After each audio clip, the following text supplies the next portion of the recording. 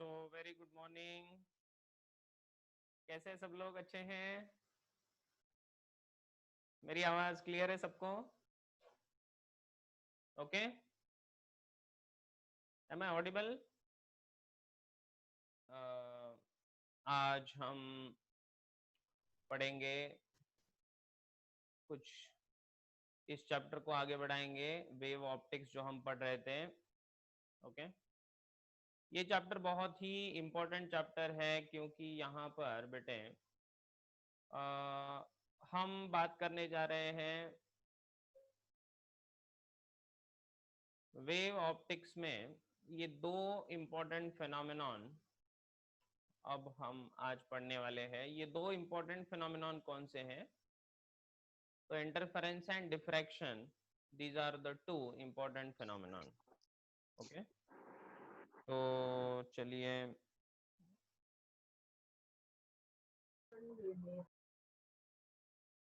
मैंने आपसे कहा था कि सुपरपोजिशन ऑफ वेव्स, इस कॉन्सेप्ट को जब समझेंगे तो इंटरफेरेंस क्या है ये समझ में आएगा। ठीक है, तो जब आपको concept of superposition of waves समझ में आएगा उसके बाद आप समझ सकते हो कि व्हाट इज इंटरफेरेंस। ठीक है, तो आइए ध्यान दीजिए। सबसे पहले हमने देखा था कि कोई वेव है जिसका एम्पलीट्यूड है a1 और वो किसी पॉइंट P के ऊपर अगर आती है और उसके बाद कोई दूसरी वेव जिसका एम्पलीट्यूड कुछ अलग है वो भी उसी पॉइंट पर आ जाती है, तो a1 और a2 ये दोनों एम्पलीट्यूड्स हैं wave first and wave second के। जब ये दोनों वेव्स आपस में मिल जाती है, जब ये दोनों वेव्स आपस में मिल जाती है तब जाके हम कह सकते हैं कि दोनों का क्या हुआ, सुपर इम्पोजिशन हुआ। इस सुपर इम्पोजिशन को सुपर पोजिशन भी कहा जाता है। ठीक है, तो ये दोनों एक साथ जब मिलती है इस तरह से तो दोनों का एम्पलीट्यूड मैग्नीट्यूड वाइज नहीं ऐड होता, वेक्टर वाइज ऐड होता है दोनों का जो एम्पलीट्यूड है। ठीक है, so resultant amplitude will be a1 plus a2। इसको हमने अब तक देखा है, इसका डायग्राम भी आपने उस दिन ड्रॉ किया था। ठीक है, चलो इसको थोड़ा डिटेल में समझते हैं। अगर a1 ऊपर रहेगा a2 नीचे रहेगा, ठीक है, इस केस में क्या होगा? तो इस केस में फिर से अगर साइमल्टेनियसली आ गई तो a1 है ऊपर a2 है नीचे, तो रिजल्टेंट वेव कैसी बनेगी? रिजल्टेंट वेव बनेगी a1 माइनस a2 इतने एम्पलीट्यूड की। यस और नो? तो इसको भी हमने देखा था कि अगर ये दोनों अपोजिट डायरेक्शन में आ गई तो a1 माइनस a2 उसका रिजल्टेंट एम्पलीट्यूड रहेगा। इसको भी हमने लास्ट टाइम देखा है। ठीक है, तो जब दोनों वेव्स कुछ इस तरह से आती है कि इसका क्रेस्ट और इसका क्रेस्ट, क्रेस्ट सब लोग समझते हो ना, पहले का क्रेस्ट और दूसरे का क्रेस्ट, दोनों के क्रेस्ट अगर साथ में है तो जब crest falls on crest and trough falls on the trough, इसको कहा जाता है waves are in same phase. इसको क्या कहा जाता है? इसको सेम फेज कहा जाता है। लेकिन ये दूसरा जो केस है अपोजिट फेज वाला, अपोजिट फेज को देखो। अपोजिट फेज का मतलब होता है कि एक का क्रेस्ट दूसरे का ट्रफ, एक का क्रेस्ट दूसरे का ट्रफ। ओके, तो एक का क्रेस्ट दूसरे का ट्रफ इस तरह से जब रहेगा तो इसको अपोजिट फेज कहा जाता है। ठीक है, तो इसको अपोजिट फेज कहा जाता है और ये अपोजिट फेज में वेव्स एक साथ मिल रहे हैं। ठीक है, तो यहाँ पर एडिशन हुआ, दूसरे में सब्ट्रैक्शन हुआ। पहले में क्या हुआ? एडिशन, दूसरे में क्या हुआ? सब्ट्रैक्शन। ठीक है, so this concept or phenomenon of more than two waves simultaneously arriving at a point and we get the resultant wave is called as concept of superposition. ठीक है, तो इसका डेफिनेशन आपको लिखना होगा। ठीक है, तो चलिए डेफिनेशन, ये इसका डेफिनेशन नहीं है एक्चुअली, ये मैंने पूरा पूरा डेफिनेशन यहाँ पर नहीं लिखा। चलो मैं पूरा डेफिनेशन लिखवा के देता हूँ आपको। इसका डेफिनेशन हम लिखेंगे बेटे,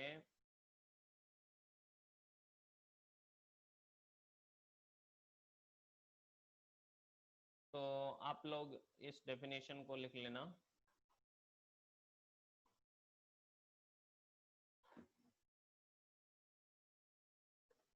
When two or more waves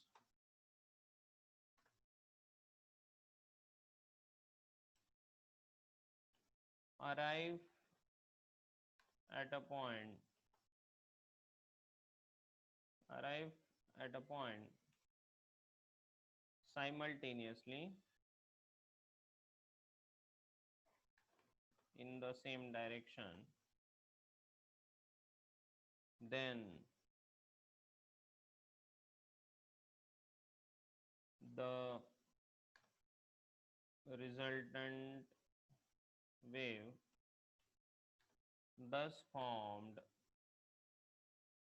resultant wave जो भी इस तरह से बनेगी, resultant wave thus formed has the amplitude equal to the vector sum of the individual amplitudes और displacements भी, has the displacement भी इसी को, amplitude and displacement भी दोनों आएंगे। ठीक है, displacements, vector sum of the individual amplitudes या displacements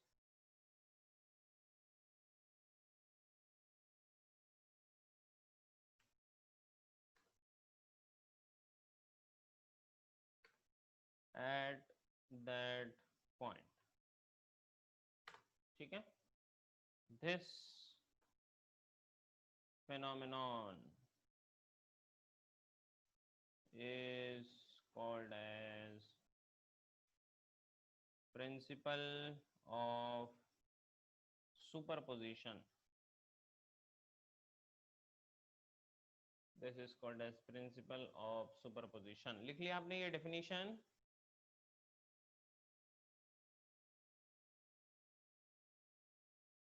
So ये definition लिखना जरूरी था। When two or more waves arrive at a point simultaneously in the same direction, then the resultant wave thus formed has the amplitude or displacement equal to the vector sum of the individual amplitudes या displacements at that point। This phenomenon is called as principle of superposition। इस phenomenon को principle of superposition कहा जाता है। ठीक है,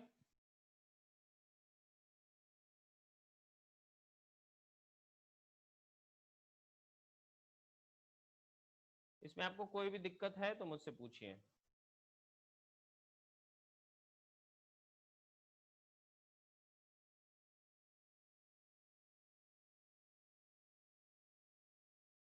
ये definition board के एग्जाम में पूछी जाती है, इसलिए मैंने डेफिनेशन पूरा पूरा लिखवा दिया। ओके, प्रिंसिपल ऑफ सुपरपोजिशन का डेफिनेशन लिखवाने को आता है, तो इस तरह से आपको इसको लिखना होगा।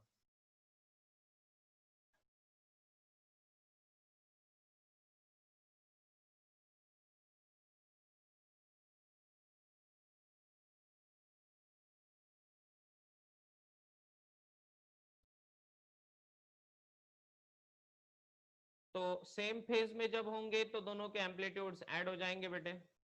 जब अपोजिट फेज में रहेंगे तो दोनों के एम्पलीट्यूड्स एक में से दूसरा माइनस हो जाएगा, A1 माइनस A2, इस तरह से वो हो जाएगा। ये ध्यान रखना होगा हमें।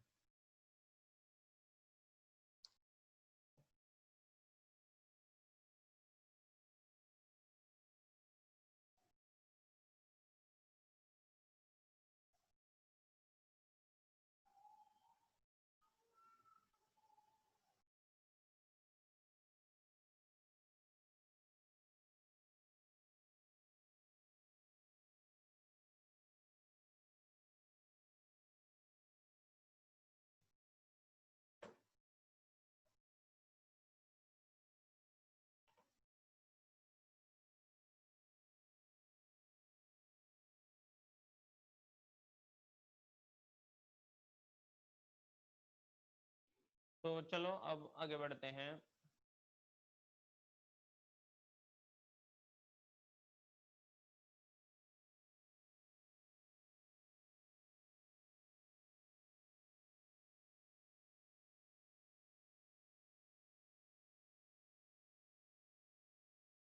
When two or more waves superimpose in the same phase, the resultant amplitude A is,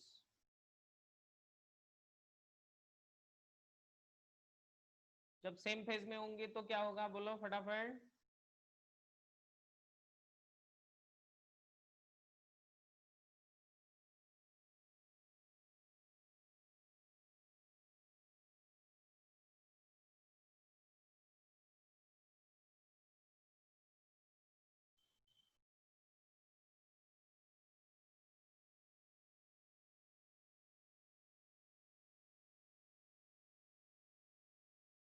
जी हाँ, ए ए ए ए ए ए बिल्कुल सही। सोहम, रिया, हर्षवर्धन, चिन्मय, स्नेहा, सही बात है। यस। सो जब दो और मोर वेव्स सेम फेज में आ जाती हैं तो resultant amplitude A1 plus A2 बन जाता है। ठीक है। When two or more waves arrive at a point simultaneously to get the new resultant wave, the concept is called superposition. ये तो काफी आसान था। हाँ, तो जी हाँ, चलिए अब इसको मैथमेटिकल फॉर्म दे देते हैं। अब सब लोग बहुत अच्छे से ध्यान दो। जब हमने कहा था बेटे कि दोनों क्रेस्ट के ऊपर क्रेस्ट, ट्रफ के ऊपर ट्रफ, ऐसा जब होता है तो उसको सेम फेज कहा जाता है। और इस सेम फेज में फेज डिफरेंस, इस सेम फेज में आपका फेज डिफरेंस कितना होगा, theta equals to 0। Phase difference theta equals to 0 हो जाता है, मतलब सेम फेज है। ठीक है। जब दोनों वेव साइमल्टेनियसली आ जाते हैं ऐसे में तो A1 प्लस A2 इनका एम्पलीट्यूड बन जाता है। और इसी को डिस्प्लेसमेंट भी कहते हैं, क्योंकि हर एक पॉइंट पर डिस्प्लेसमेंट ऐड हो जाती है ना। The resultant amplitude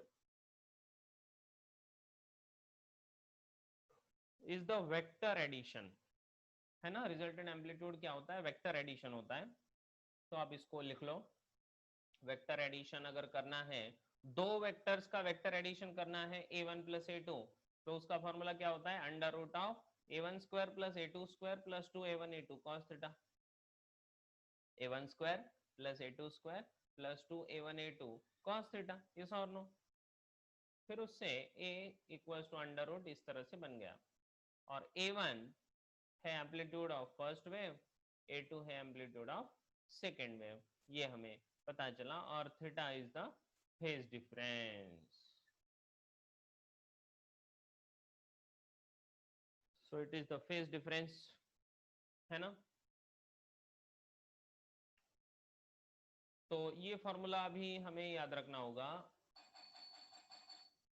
resultant amplitude A equals to बन जाएगा under root of A1 square plus A2 square plus 2A1 A2 cos theta, right.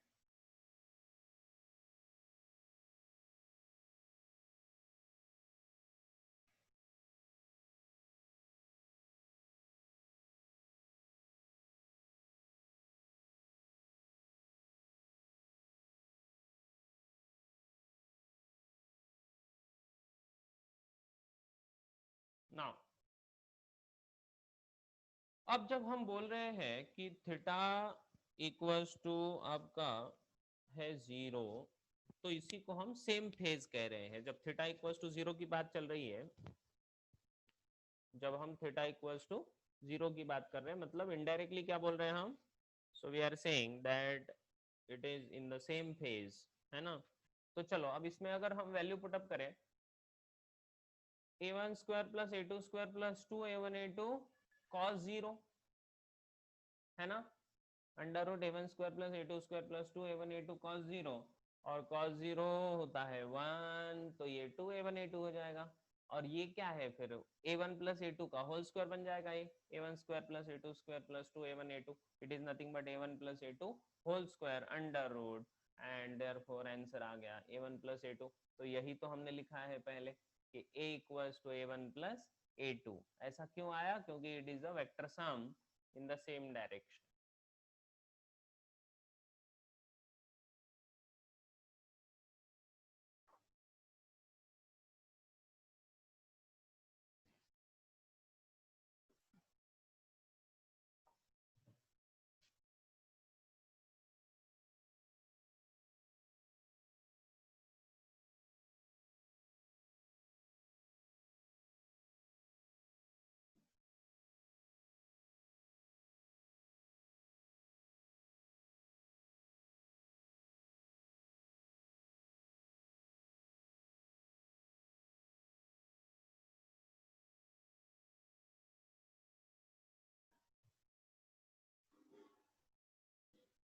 चलो अब आगे बढ़ते हैं। अब फेज डिफरेंस 180 डिग्री की बात करते हैं, इसको क्या कहा जाता है? फेज डिफरेंस 180 डिग्री को क्या कहा जाता है? दूसरा नाम क्या है इसका? कौन बोलेगा?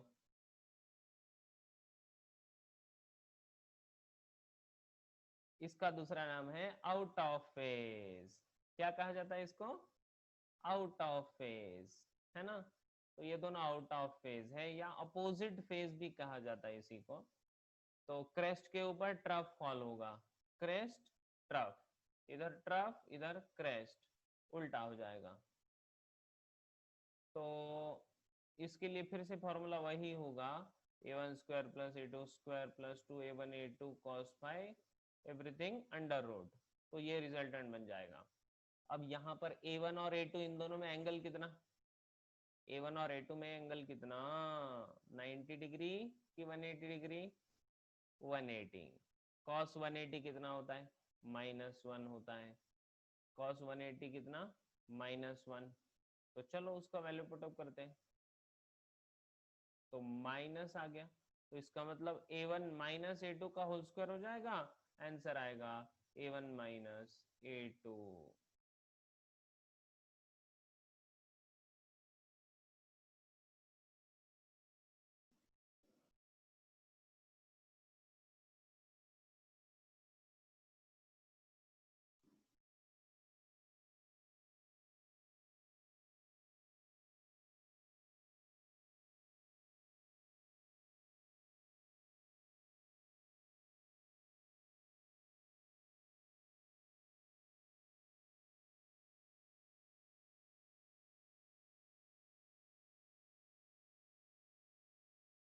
यस, तो अब बताइए।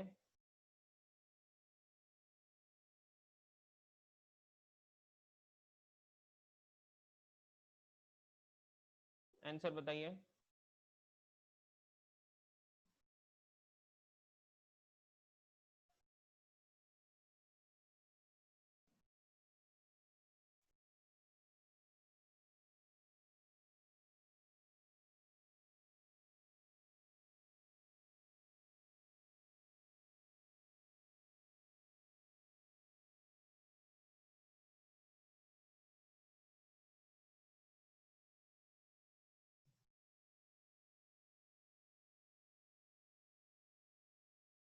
वेक्टर एडिशन, शाबाश, वेरी गुड।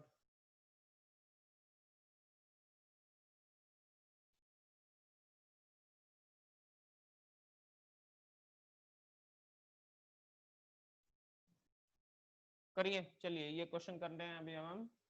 ये एक इंपॉर्टेंट क्वेश्चन है। There are two waves of amplitudes 4 unit and 5 unit which arrive at a point simultaneously such that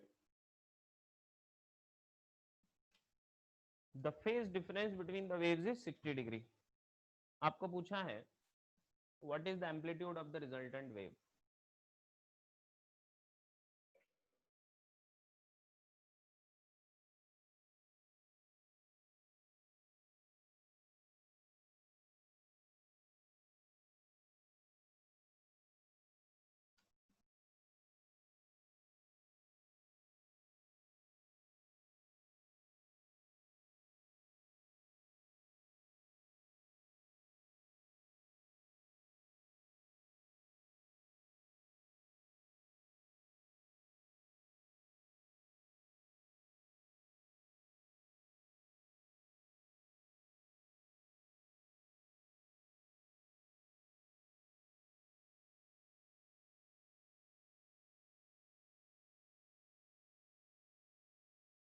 हाँ, तो सोहम, हर्षवर्धन, तेजस, इनका आंसर आ गया है। बाकी लोग भी करिए। कौन सा फॉर्मूला यूज करोगे आप? A1 को लीजिए 4, A2 को लीजिए 5, under root of A1 square plus A2 square plus 2A1 A2 cos theta. This is the formula to find your resultant.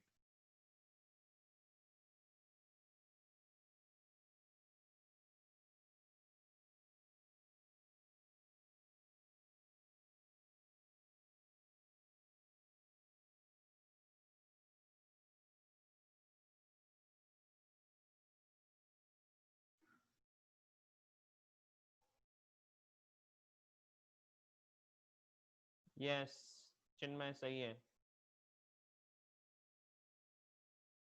Under root 60 बनाएगा, आसान है ना? क्योंकि 4 का स्क्वायर 16, 5 का स्क्वायर 25 और 2 इंटू 4 इंटू 5 और cos 60 कितना होता है? हाफ। cos 60 हाफ होता है, तो वो बन जाएगा 2 2 कैंसल, सो 4 5 आर 20 और 16 plus 25 plus 20 is 61, right.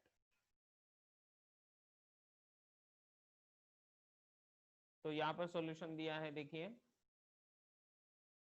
a equals to under root A1 square plus A2 square plus 2A1 A2 cos 60। So 16 25 और ये 40 इंटू 2, तो ये बन गया अंडर रूट 61। क्लियर?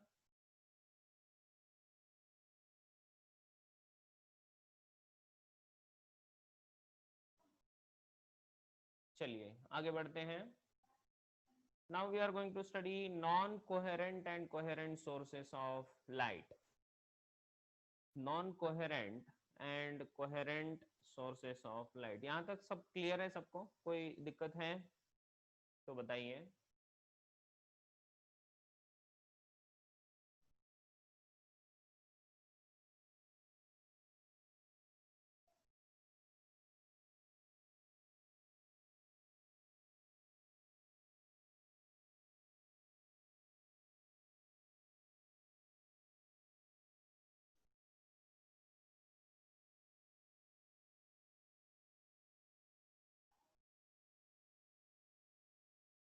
तो आइए पढ़ते हैं कि ये non coherent and coherent sources of light क्या होते हैं।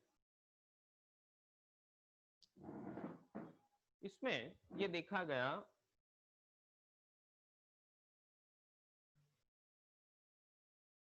कि नॉन कोहेरेंट सोर्सेज का मतलब होता है the two sources of light whose frequencies are not same। ऐसे दो सोर्सेस ऑफ लाइट जिनसे लाइट निकलती है बाहर, जैसे बल्ब होता है, ट्यूब लाइट होती है, तो ऐसे दो सोर्सेस ऑफ लाइट जिनका फ्रीक्वेंसी सेम नहीं है, phase difference between the waves emitted by which does not remain constant with respect to time। तो उनका जो फेज डिफरेंस है, वो फेज डिफरेंस दोनों में कांस्टेंट नहीं रहेगा। तो ऐसे दो सोर्सेस को कहा जाता है नॉन कोहेरेंट सोर्सेस। लिख लीजिए, नॉन कोहेरेंट का मतलब ये हुआ कि दोनों का फ्रीक्वेंसी सेम नहीं है और दोनों का जो फेज डिफरेंस है, the phase difference between the waves, वो कांस्टेंट नहीं रहता। तो सही बात है, क्योंकि दोनों का फ्रीक्वेंसी अलग रहेगा तो दोनों का वेवलेंथ भी अलग रहेगा, और दोनों का वेवलेंथ भी अलग है तो इसका एक साइकिल कंप्लीट होने तक उसका एक साइकिल कंप्लीट होगा कि नहीं, ये फिक्स नहीं होगा, है ना? दोनों का टाइम पीरियड अलग अलग होगा क्योंकि फ्रीक्वेंसीज अलग अलग है। ठीक है? So the light emitted by two independent sources, जैसे candles, bulbs, is non-coherent and interference phenomenon cannot be produced by such two sources, जैसे कैंडल्स है, बल्ब्स है ना, दो अलग अलग अगर आपने सोर्सेस ले लिए तो उन दो अलग अलग सोर्सेस से निकलने वाले जो लाइट्स हैं तो उनका फ्रीक्वेंसीज अलग अलग होंगे, तो वो नॉन कोहेरेंट हो गए। सिंपल सी बात है ना। यहाँ पर बोला है कि इंटेंसिटी ऑफ लाइट और positions of fringes keep on changing in 10 to the power -8 seconds. इतने छोटे टाइम में चेंज होते रहता है, मतलब 10 to the power -8 सेकेंड में उसका या तो इंटेंसिटी बदलेगा या तो उसका पोजीशन बदलेगा, ठीक है। तो इस तरह से ये बदलते जाता है, तो इसीलिए इसको नॉन कोहेरेंट कहते हैं। तो ये नॉन कोहेरेंट का डेफिनेशन हुआ, ठीक है। अब इसका उल्टा कौन होगा? कोहेरेंट होंगे। तो देखिए, the two sources of light whose frequencies or wavelengths are same and the phase difference between the waves emitted by such remains by which remains constant with respect to time। लिख लीजिए, are defined as coherent sources। चलिए, तो इनका coherent sources का मतलब क्या हुआ कि दोनों के फ्रीक्वेंसीज सेम होंगे।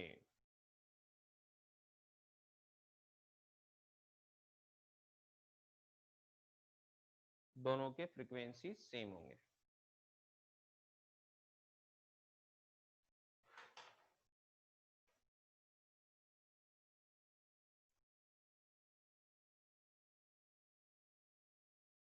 ठीक है।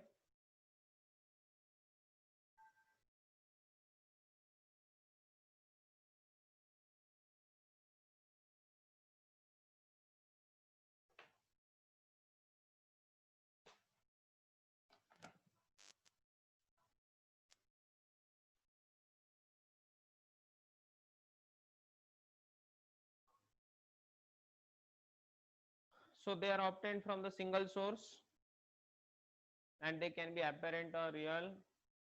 मतलब एक सोर्स से निकलते हैं, they are obtained from the same single source.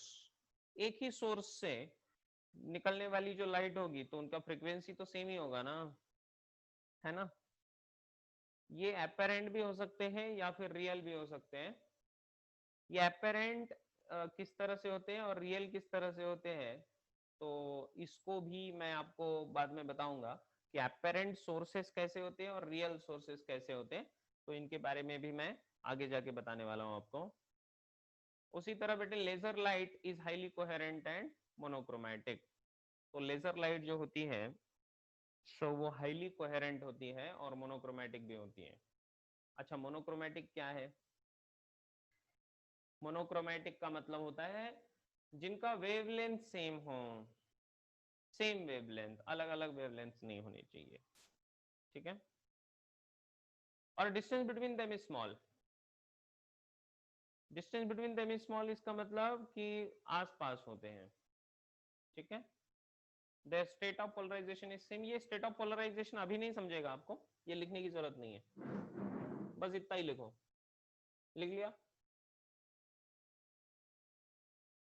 ठीक है जी।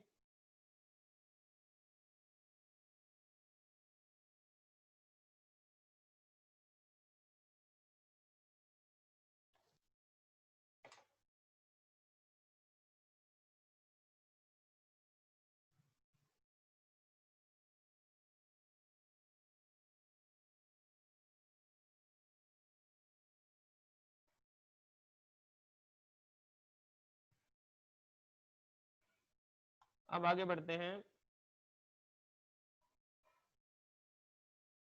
अब इसमें दो टाइप होते हैं, special coherent sources and temporal coherent sources. देखिए, ध्यान दीजिए सब लोग। अब इसको ऑब्टेन करने के ये मेथड्स हैं, ये आपको वैसे अभी जरूरत नहीं पड़ेगी इसकी, ठीक है। लेकिन हमें जो काम की चीज है बस वो उतना ही मैं एक्चुअली बता, इसको लिखो मत, इसको लिखने की जरूरत नहीं है आपको, ठीक है बेटे। तो चलिए ये ऑप्टेन कैसे किया जाता है, तो इसको जरा देखते हैं। सब लोग ध्यान दीजिए, ये इंपॉर्टेंट चीज बताने जा रहा हूं। देखिए ध्यान दीजिए। अब डिवीजन ऑफ वेव फ्रंट से आप किस तरह से ये सोर्सेस को पा सकते हो, कैसे बना सकते हो, इसको मैं बता रहा हूं। So light source is generally narrow and the wavefront emitted by the narrow source is divided in two parts by reflection or refraction। ठीक है, तो ये किस तरह से होता है इसको मैं दिखाता हूं आपको। कि मान लो कि आपके पास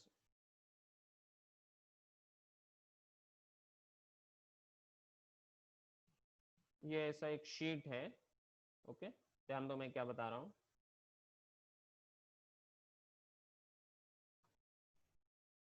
ये कार्डबोर्ड शीट है बेटे, और इस कार्डबोर्ड शीट के अंदर आपने क्या कर दिया, आपने इसके अंदर एक ऐसा होल रखा।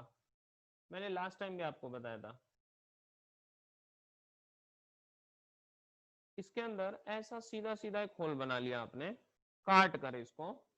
ये इतना छोटा है, बहुत ही छोटा है। ठीक है, अब इस कार्डबोर्ड के पीछे अगर कोई लाइट सोर्स हम रखें, तो वो लाइट सोर्स यहां से अपने रेज को बाहर दिखाएगा। क्यों भाई, है ना? वो जो लाइट सोर्स है वो इस पर्टिकुलर थिन स्ट्रिप से अपने लाइट रेज को बाहर दिखाएगा। और जब यहां से ये रेज बाहर दिखेंगे आपको, तो हम कह सकते हैं कि वो एक सोर्स बन गया। अब इसके बाजू में और एक स्लिट ऐसे ही बनाया जाए, इसको स्लिट कहा जाता है। ये जो ओपनिंग हमने ये काटा है, हमने इसको, है ना, इसको काट कर ऐसे बनाया है। इसके बाजू में एक ऐसा ही दूसरा स्लिट अगर बनाया जाए, बहुत छोटा, तो मैं कह सकता हूं कि ये जो स्लिट है, तो ये S1 पहला सोर्स बन जाएगी, और ये S2 ये दूसरा सोर्स बन जाएगी। आसान सी बात है। तो S1 and S2 will become the two different sources of light. These are the two different sources of light. ये दो sources of light बन जाएंगे, है ना? और ये जो दो sources of light है, they are coherent.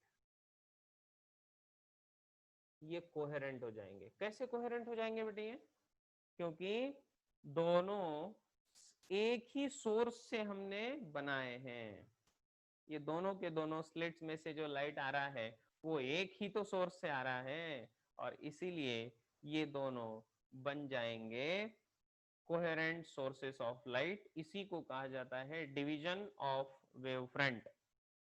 क्या कहा जाता है इसी को बेटे? डिवीजन ऑफ वेव फ्रंट इसको कहा जाता है। तो एक सोर्स से दो सोर्सेस बनाना, एक ही सोर्स से दो